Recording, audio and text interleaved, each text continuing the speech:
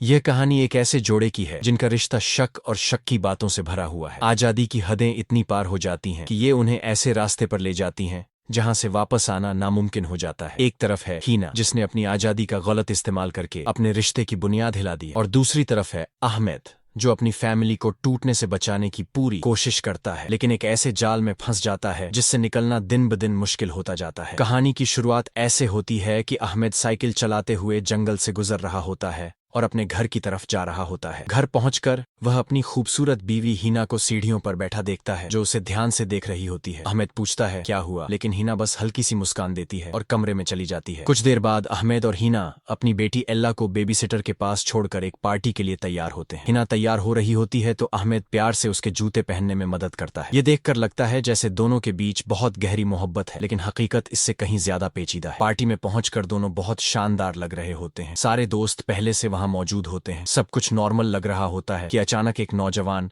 Rehan party में आता है। हिना जैसे ही रेहान को देखती है तो खुशी से उसका स्वागत करती है और तुरंत उसके साथ बाहर चली जाती है। वहां दोनों एक दूसरे को किस करने लगते हैं। यह सब अहमद खिड़की से देख लेता है, लेकिन चुपचाप वहां से हट जाता है। वह पहले ही अपनी बीवी के नाजायज रिश्तों से वाकिफ होता है और काफी समय से यह सब बर्दाश्त कर रहा है। पार्टी में अहमद की दोस्त सुरैया उससे बात करती है, तुम सब कुछ जानते हो, फिर भी यह रिश्ता क्यों निभा रहे हो? अहमद सुकून भरे लहजे में जवाब देता है, हिना अपनी जिंदगी में जो चाहे करे, मुझे कोई एतराज नहीं। अगर मैं चाहता तो ये रिश्ता खत्म कर देता, और वो यह जानती है, लेकिन मैं उसे दिल से चाहता हूँ और अपनी फैमिली नहीं तोड़ना चाहता। मुझे यकीन है कि एक दिन वो मेरी मोहब्बत को समझ लेगी। इसके बाद अहमद ड्रिंक लेने बार की तरफ जाता है। थोड़ी देर बाद रेहन भी वहां आता है और ताना मारते हुए कहता है, वाकई काबिले तारीफ है कि तुम अपनी बीवी को किसी और के साथ देखकर भी बर्दाश्त कर लेते हो। आम शौहर ऐसा नहीं करते। तुम वाकई अजीब इंसान हो। अहमद पर सुकून अंदाज में जवाब देता है, क्या तुमने कभी अली का नाम सुना है? वो भी हीना का अच्छा दोस्त था। वो हमेशा उसके पीछे पीछे घूमता रहता था। एक दिन मैं इतना गुस्से में आया कि उसे कत्ल कर दिया। आज तक किसी को उसकी लाश नहीं मिली। यह सुनकर रेहान डर जाता है और हकलाते हुए कहता है, तुम मजाक कर रहे हो ना? अहमद रहस्यमयी अंदाज में जवाब देता है, ये तुम पर है कि तुम इसे मजाक समझते हो या हकीकत। रेहन खौफजदा होकर पार्टी से निकल जाता है। घर लौटते समय हिना अहमद से पूछती है, तुमने रेहन से क्या कहा कि वो अचानक भाग गया? अहमद झूठ बोल देता है, मैंने ऐसा कुछ नहीं कहा। अगले दिन अहमद अपनी बेटी को स्कूल छोड़ने जाता है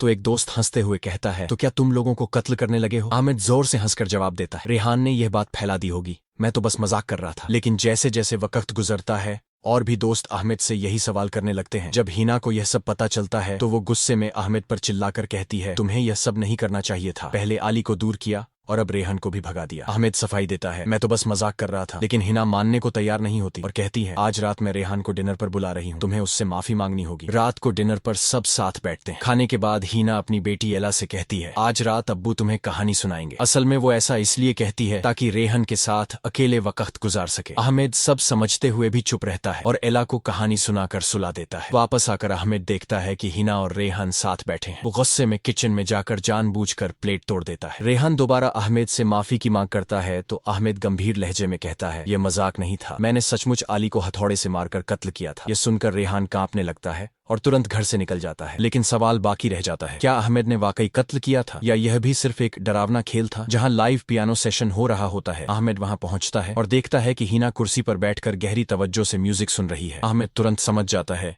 कि पियानो बजाने वाला लड़का ही हिना की जिंदगी का नया आशिक है। उस दिन के बाद से हिना का रवैया बदलने लगता है। वो अक्सर देर रात तक घर नहीं आती और साफ दिखने लगता है कि उसका रिश्ता चार्ली के साथ गंभीर हो चुका है। अहमद को बहुत तकलीफ और जलन होती है, लेकिन फिर भी वो चुप रहता है। एक रात तो हिना बिल्कुल भी घर नहीं आती। अगली सुबह जब वो लौटती है तो अहमद का सब्र टूट जाता है। गुस्से और बेबसी में वो कहता है, तुम सारी रात कहाँ थी? तुम्हारा एक घर है, एक 6 साल की बेटी है, जिम्मेदारियां हैं, और ये पैसे क्यों ट्रांसफर किए चार्ली को? लेकिन हिना उसके गुस्से से बिल्कुल असर नहीं लेती। वो आराम से बताने लगती है कि कहाँ थी और किसके साथ थी, और यह सब वो जानबूझकर करती है ताकि अहमद को और जलन हो। उसे यकीन है कि चाहे वो कुछ भी करे, अहमद उसे कभी नहीं छोड़ेगा, और वो इसी बात का फायदा उठाती है। अगला मंजर एक पूल पार्टी का है जो अहमद के दोस्त बिलाल के घर पर रखी गई है। हिना वहां चार्ली को भी बुला लेती है। जैसे ही चार्ली आता है, हिना उसके साथ चिपक जाती है और सबके सामने ही अपना प्यार जताने लगती है। चार्ली पियानो बजाना शुरू करता है। मेहमान खुश हो जाते हैं और डांस करने लगते हैं। अहमद यह सब देखकर भीतर ही भीतर जलता है, लेकिन फिर भी चुप रहता है। उसी रात अहमद देखता है कि हिना एक कमरे से छिपकर बाहर आ रही है। अहमद समझ जाता है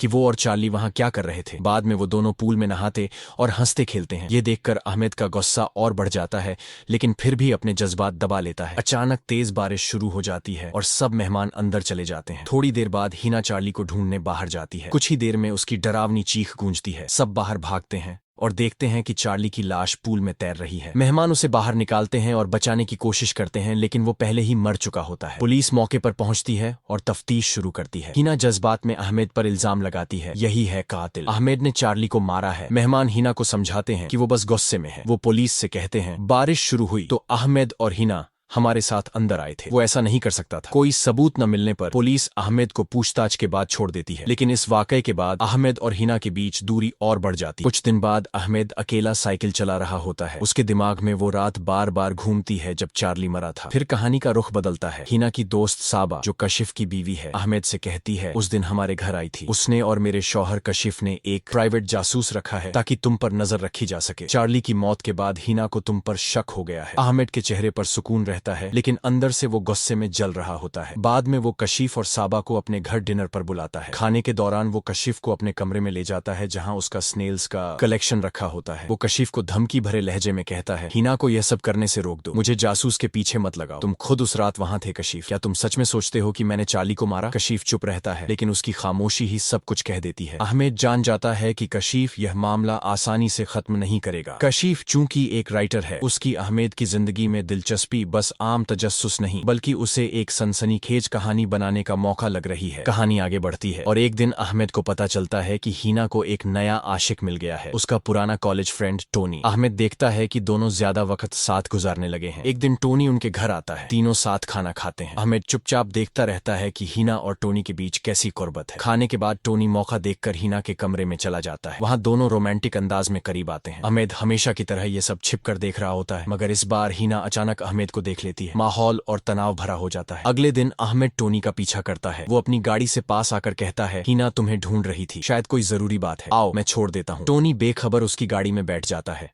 मगर अहमद उसे घर ले जाने के बजाय जंगल के सुनसान इलाके में ले जाता है। वहां पहुंचकर टोनी पूछता है, यहाँ क्यों लाए हो? अहमद बिना जवाब दिए एक पत्थर उठाता है और उसके सिर पर मारता है, फिर बड़े पत्थर से दोबारा वार करता है। टोनी लड़खड़ाता है और गड्ढे में गिरकर मर जाता है। अहमद नीचे उतरकर उसकी मौत की तस्दीक करता है, फिर पत्थरों से उसकी लाश बांधकर दरिया में फेंक देता है ताकि कोई उसे कभी न ढूंढ पाए। अगले दिन सुबह जब अहमद घर आता है तो हिना और एला पिकनिक की तैयारी कर रहे होते हैं। हिना खुशी से कहती है, क्या तुम भी हमारे साथ चलोगे? अहमद जताता है कि वो बहुत खुश है और पूछता है, कहाँ जा रहे हो? एला जोश से जवाब देती है, हम जंगल के पास जा रहे हैं। अहमद का दिल धड़कना बंद सा हो जाता है, क्योंकि वही जंगल है जहां उसने पिछली रात टोनी की लाश छुपाई थी। अगला मंजर दिखाता है कि अहमद, हिना और एला जंगल में पिकनिक कर रहे हैं। हिना बहुत खुश दिखती है और अहमद से बात करते हुए कहती है, आखिर तुम क्यों मेरे साथ रहना चाहते हो? एक एक करके सब मुझे छोड़ गए, मगर तुम अब भी मेरे साथ हो। अहमद सुकून भरे और रोमांटिक लहजे में जवाब देता है, मुझे नहीं मालूम क्यों। अहमद मोहब्बत भरे लहजे में कहता है, मेरी तो बस एक ही ख्वाहिश है कि अपनी पूरी जिंदगी तुम्हारे साथ गुजार दूं। यह सुनकर हिना नरम पड़ जाती है। दोनों एक दूसरे के करीब आते हैं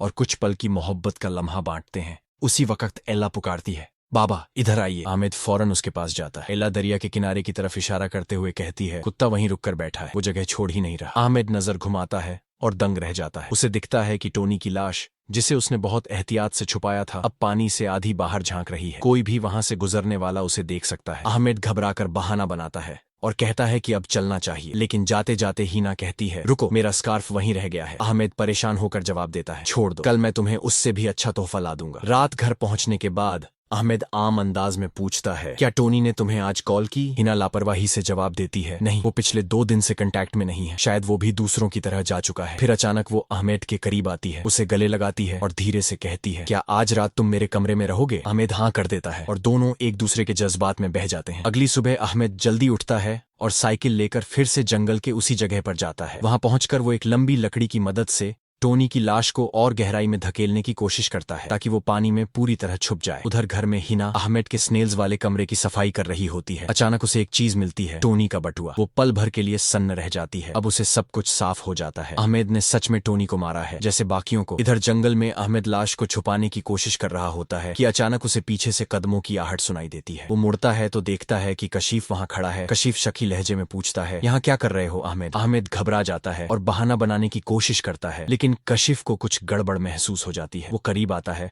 और अचानक उसकी नजर टोनी की लाश पर पड़ती है, जो पानी से थोड़ी बाहर दिख रही होती है। कशिफ कुछ कहे बिना फौरन गाड़ी की तरफ भागता है और तेजी से वहां से निकल जाता है। अहमद समझ जाता है कि कशिफ सीधा पुलिस के पास जा रहा है। वो तुरंत अपनी साइकिल पर सवार होता है और शॉर्टकट लेते हुए जंगल के रास्ते से निकलकर सड़क पर आ जाता है। कशिफ गाड़ी तेजी से मोड़ता है लेकिन अचानक अहमद सामने आ जाता है। घबराहट में कशिफ गाड़ी पर काबू नहीं रख पाता और गाड़ी गहरी खाई में गिर जाती है। कार दरिया में जा टकराती है और जोरदार टक्कर से कशिफ वहीं मर जाता है। उसी दौरान घर में हिना ने तय कर लिया है कि अब वो अहमद को छोड़ देगी। टोनी का बटुआ मिलने के बाद उसे यकीन हो जाता है कि अहमद कातिल है। वो अपना सामान पैक करना शुरू कर देती है और एला को साथ ले जाने का इरादा बनाती है, लेकिन एला जिद में आकर सामान घसीटते हुए पूल में फेंक देती है। उसी दौरान घर में हिना ने तय कर लिया है कि अब वो अहमद को छोड़ देगी। टोनी का बटुआ मिलने के बाद उसे यकीन हो जाता है कि अहमद कातिल है। वो अपना सामान पैक करना शुरू कर देती है और एला को साथ ले जाने का इरादा बनाती है, लेकिन एला जिद में आकर सामान घसीटते हुए पूल में फेंक देती है। कहानी का अंत वहीं होता है जहां से शुरुआत हुई थी। अहमद साइकिल चलाते हुए जंगल से गुजरता है और घर लौटता है। हिना सीढ़ियों पर बैठी चुपचाप उसे देख रही होती है। अहमद उसकी तरफ देखकर पूछता है, क्या हुआ? हिना बस एक हल्की सी मुस्कान देती है और कुछ नहीं कहती। नतीजा, ये कहानी हमें ये सबक देती है कि आज़ादी और जिम्मेदारी के दरमियान एक नाजुक तवाजुन होता है। जब ये तवाजुन बिगड़ जाए तो मोहब्बत और रिश्ते तबाह हो जाते हैं।